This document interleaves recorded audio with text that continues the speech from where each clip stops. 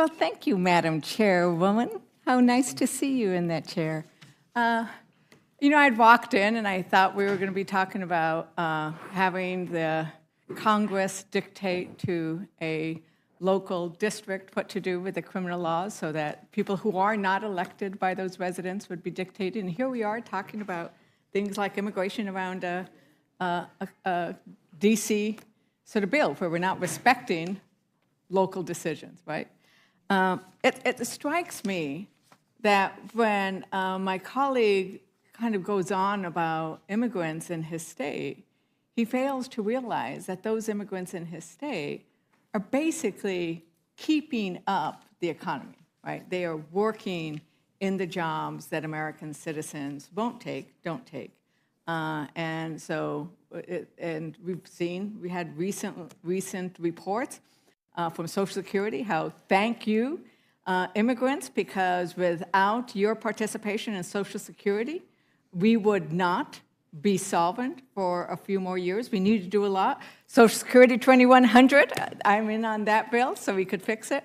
But it also strikes me that I walked in on the debate just as, I just was wondering what was being picked in your state. It's turnips, collard greens, kale. Those are the kinds of things that, hard-working immigrants, undocumented and documented, pick. Backbreaking work. But criminal conduct, it strikes me that the only reason you get indicted is because there is probable cause and lots of hard work to say we think we might convict you in front of a jury. Now, some of those cases against the former president have not gone forward, and I know that the work that you're doing in oversight and judiciary aren't going forward. Mostly because there just isn't any there, right? And we had they've had months and months to look at this, and we haven't seen anything. I really don't have any questions because would you yield, Ms. Leger? Sure, dear colleague. Okay, let me just, you say they're carrying their own weight. I really don't know how you're saying that. In South Carolina, education cost alone is $586 million. Police and legal corrections, $135 million. There was an article in the Epoch Times of small towns, particularly in Texas, where all border states are being deluged with, and in Mr. Nadler's state, New York. Look at what they've done to education system there. It's unsustainable. And I don't know how you say they're carrying their own weight. The fact that each household in South Carolina, they don't make these things up. It's $377 per household annually. So all I would say is, if you asked, you say that I can't imagine legal immigration everybody is for. You got to have some way to monitor who's coming in your house. And as Mike Pompeo said, they're in the gates now. We got over 40,000 Chinese nationals. Thank you, Mr. Norman. And I would point out that we actually had a bill, bipartisan bill, the modernization workforce bill, and the farm worker modernization workforce bill, which Republicans killed.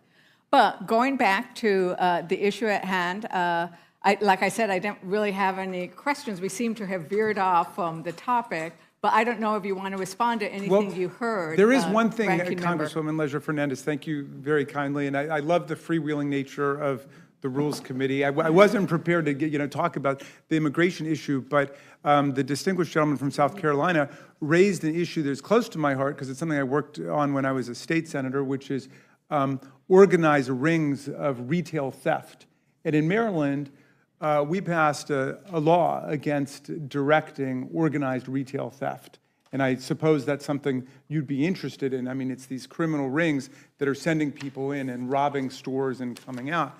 I don't know if the gentleman is aware that that's precisely the kind of legislation that would be invalidated by the bill before you.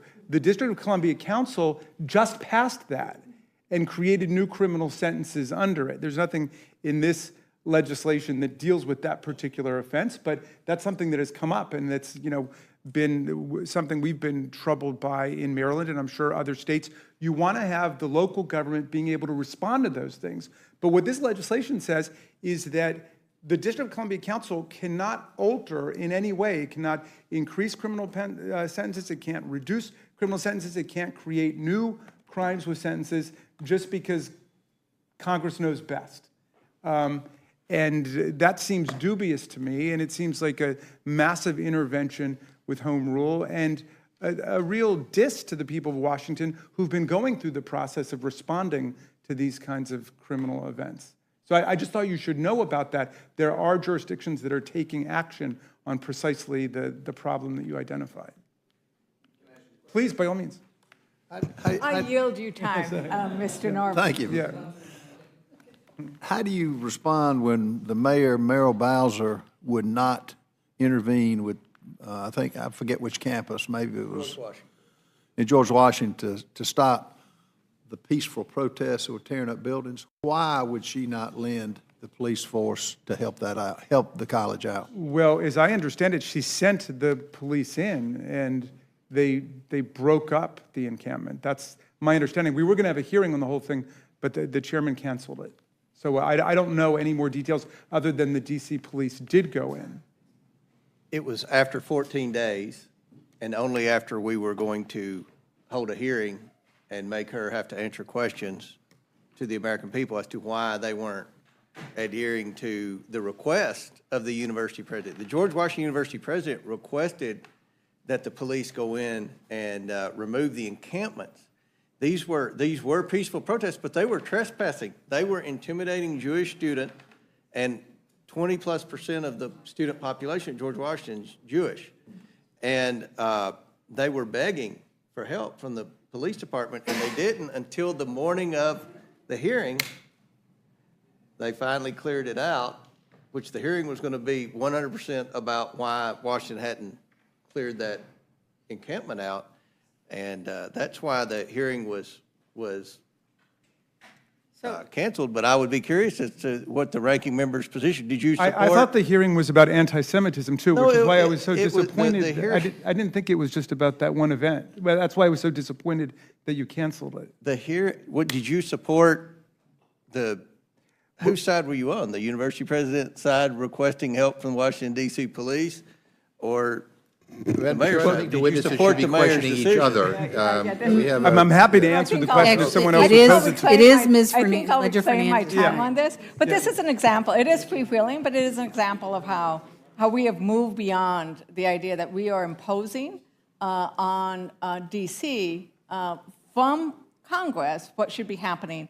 And I think it's up to the local voters. Yes. Do they want to continue electing council members and a mayor who are pursuing these policies? And in that That's up to them, specific isn't it? case, there are, I think, something like 5,000 or 6,000 college and university campuses across the country, and they and their security forces have relationships with the local governments and the county governments and the state governments.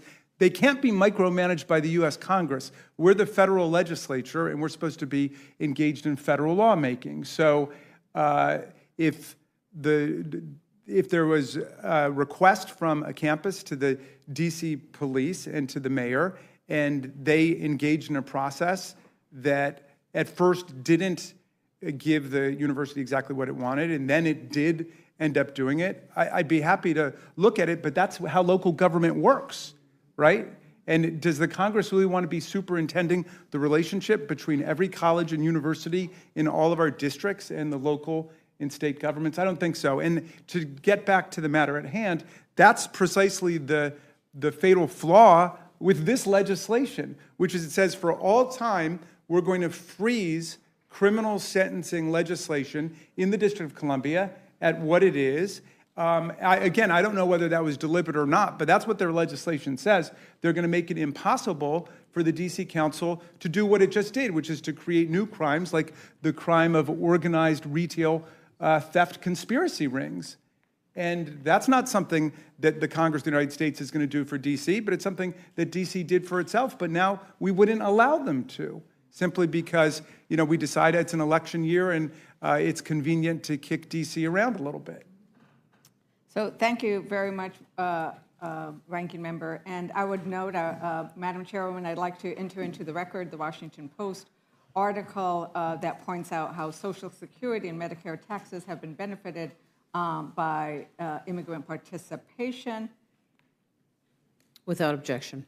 And because it's not my word, these are actually several statistics. We've also looked at, there was a recent GAO study, CBO, which pointed out that immigrants, undocumented immigrants, have produced about $1 trillion of benefit to the United States economy, and we will also, I don't have that one on me right now, but I'll send it over to Mr. Norman's office. And with that, I yield back.